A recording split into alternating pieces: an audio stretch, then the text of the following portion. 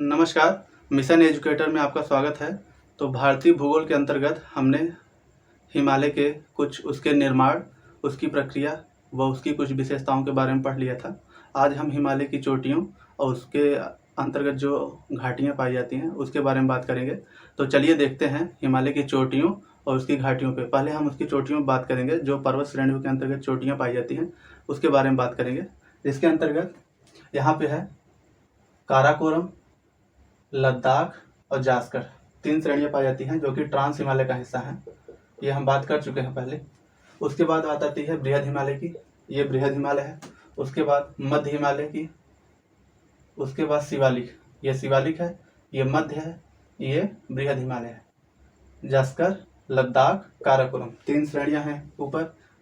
उसके बाद हम बात करते हैं काराकोरम में स्थित केटू,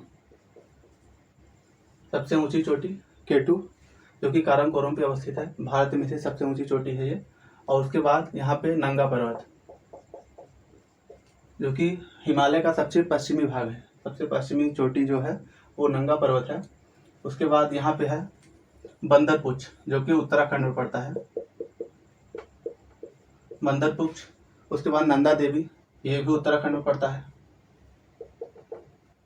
अन्नपूर्णा नेपाल के अंतर्गत, धौलागिरी नेपाल के अंतर्गत, मकालू नेपाल में, एवरेस्ट नेपाल में। यहाँ पे है नंदा देवी, जो कि उत्तराखंड में पड़ता है। उसके बाद यहाँ पे कंचनजंगा, जो कि नेपाल व सिक्किम के सीमा पे अवस्थित है। उसके बाद यहाँ पे नानचा बरवा। और पूर्वोत्तर की पहाड़ियों के बारे में हम आगे बात करेंगे। तो देखते हैं सबसे जो कि महत्वपूर्ण चोटी है वो है एवरेस्ट, जो कि नेपाल में पड़ता है। तो इसके क्रम के देख लेते हैं कि सबसे ऊंचा कौन है, उसके बाद कौन सा है। सबसे पहले आप बात आता है एवरेस्ट की, उसके बाद केटू की, फिर कंचनजंगा, उसके बाद मकालू, उसके बाद अन्नपूर्णा, उसके बाद धौलागिरी, उसके बाद नंदा देवी, फिर बंदरपुछ, ये सब चोटियाँ आती हैं। फिर नंगा पर्वत। तो एवरेस्ट, केटू, कंचनजंगा, मकालू, ये नाम आपको याद रखने होंगे, अक्सर परीक्षा में पूछ लिए जाते हैं इनके क्रम के ऊपर। यहाँ पे स्थित है पटकाई भूमि, क्योंकि अरुणाचल प्रदेश के अंतर्गत आता है। और डाफला,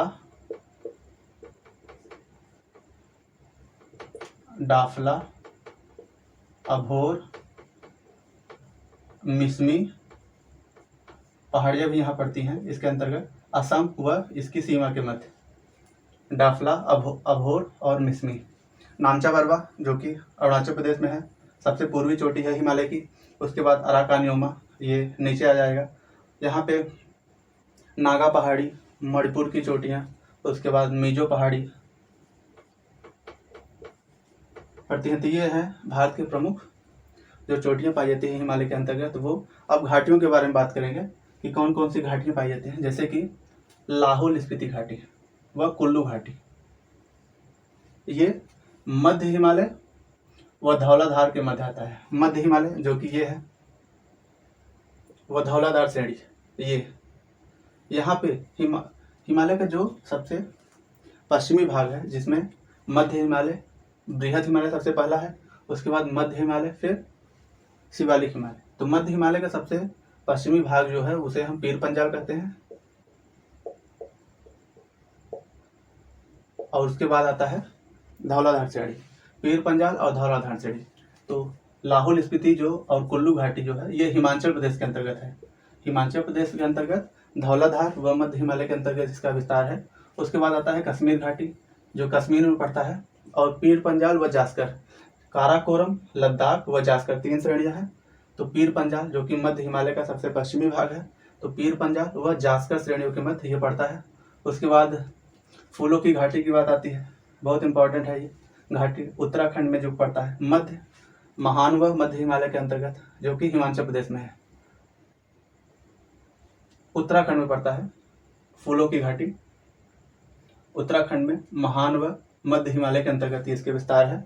महान हिमालय जो कि ये है, और मध्य हिमालय के अंतर्गत ये यहाँ पे इसका विस्तार है।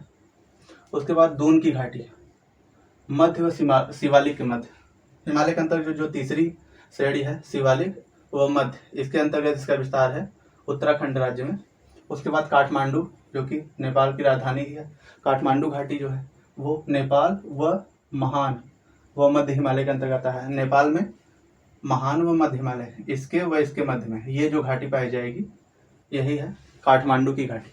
उसके बाद असम की घाटी, असम राज्य में ये है असम राज्य।